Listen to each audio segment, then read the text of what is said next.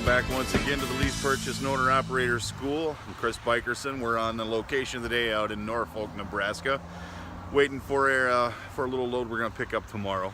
Now, as you can see, the weather around here is not really nice, so I think we're going to be doing a little bit of instructing out of the truck today. So sit back, hold tight. Let's get straight into Business 101 and how it applies to you and your trucking business. So one of the first things I want to address as we go into basic business principles and how they apply to your business, I want to talk about customer service because, well, it's important. It's important to you and your business. One of the things you need to think about in respects to customer service is that all the customers that you deal with, the shippers, the receivers, the brokers, those are all your customers. Now, you may have gotten them from another broker or from your dispatcher. They may be the customer of your motor carrier. But rest assured, one of them is actually cutting the check that goes to the motor carrier that gives you your check. The other one is paying for the expense of shipping that the shipper actually cut the check for. So keeping them happy on both sides is important, because you're going to find that you deal with a lot of these customers repeatedly over time. You don't want to be the guy that shows up that they don't want there, that they say, this guy's been a problem. He's got an attitude. You want to be polite. You want to be one of the people they like. It's in your best interest. And I hate to have to say this, but some tips included in customer service would be things like, don't punch the forklift operator. Sad that I have to say that, but there's some people out there that have done it.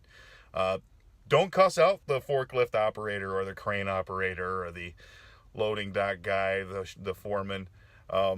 These things happen, and let's imagine for a second that maybe you're contracted to a carrier who has a contract with a certain shipper. Maybe that shipper is considering going to a different trucking company. And who knows, maybe you walking in there and cussing out the crane operator for something that's not even his fault, like a load not being ready to go yet because the previous shift didn't have the materials staged like they were supposed to. Maybe your tirade is one of the final things that makes them, swings them in the direction of going with a different trucking company, and now the motor carrier you work for just lost that contract, and guess what? That's freight that you weren't going to be able to get now because of your tirade. So customer service applies in trucking just like everywhere else. You can't go out, mistreat your customers, and expect them to come back. They could ban you specifically. They could tell your broker, you know what, that guy's a problem. We don't want him here.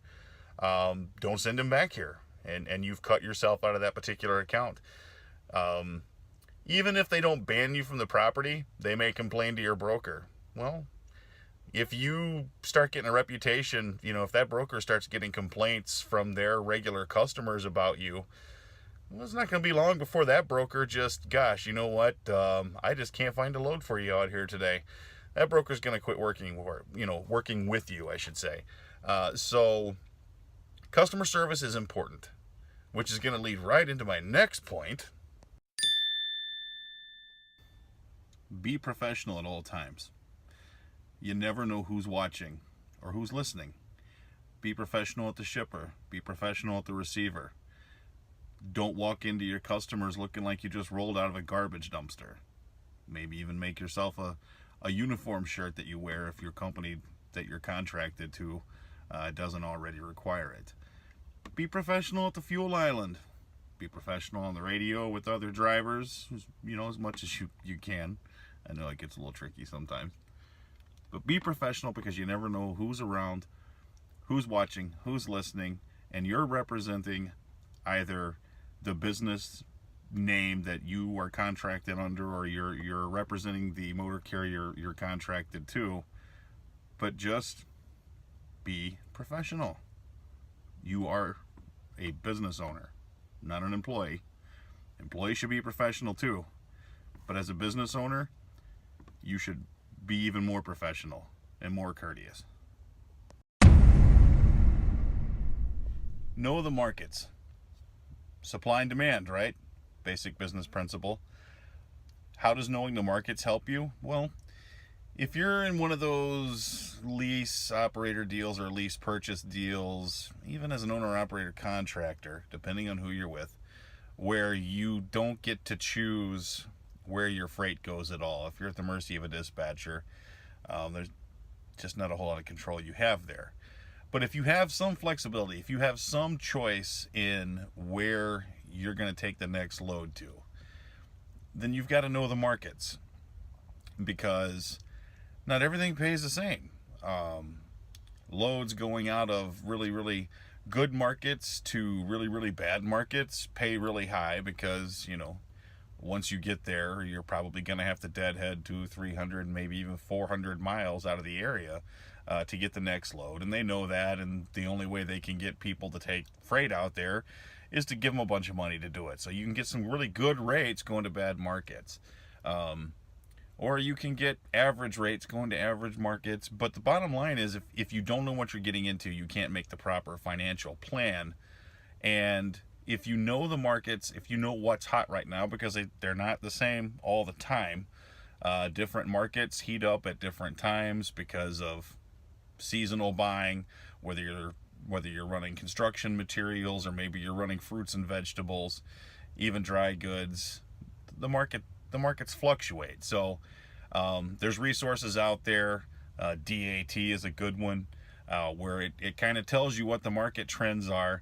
And if you know where your type of hauling capability is hot right now, if you know where the lanes are paying out well, and if you're reading some of the market forecast, and you know where the lanes are about to be hot, and your type of capabilities are going to be in demand, well, then you're kind of cornering that market on supply and demand by having your assets where they're in high demand. And where your assets are in high demand, you're going to get a higher rate. And of course, we already know making money in this business is not about how many miles you drive, but what kind of rates you can get so that you can manage your cost and your expenses. Obviously, much better to go out and have a $5,000 week on 1,800 miles than it is to have a $5,000 week on 3,000 miles. So that's what we're shooting for, is knowing the markets, which is knowing supply and demand.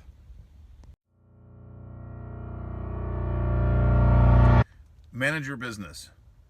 Manage your time well. Manage your deadhead. Manage what markets, what lanes you're running in. Manage which customers are good to ship for and which ones aren't. Run for good brokers that take care of you, brokers that have good customers that are reliable. Know where freight is consistent. Know when it's going to heat up and in what lanes. Take advantage of everything.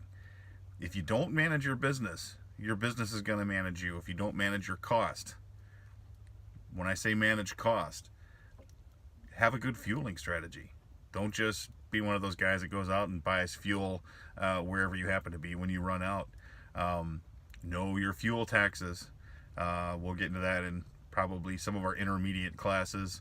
Once you become an owner-operator, we'll talk about that, IFTA taxes and fuel tax planning. But manage your cost, manage your fuel economy, manage everything. You have to run this like a business. You can't just be a guy that hops in a truck, goes and picks up some freight and drops it off somewhere and just accepts whatever load's coming down the pipe without knowing whether or not that load's really going to be profitable for you or not, or if it's going to put you in a bad situation with your schedule and not being able to get to the next load, etc. So that's it. These have been just kind of some basic things. We're going to talk more about these things at length when we get to the intermediate series coming up here in a few more classes. You are getting closer to graduating from the owner-operator basics, but stay tuned. Next class up, we are going to talk about what could go wrong.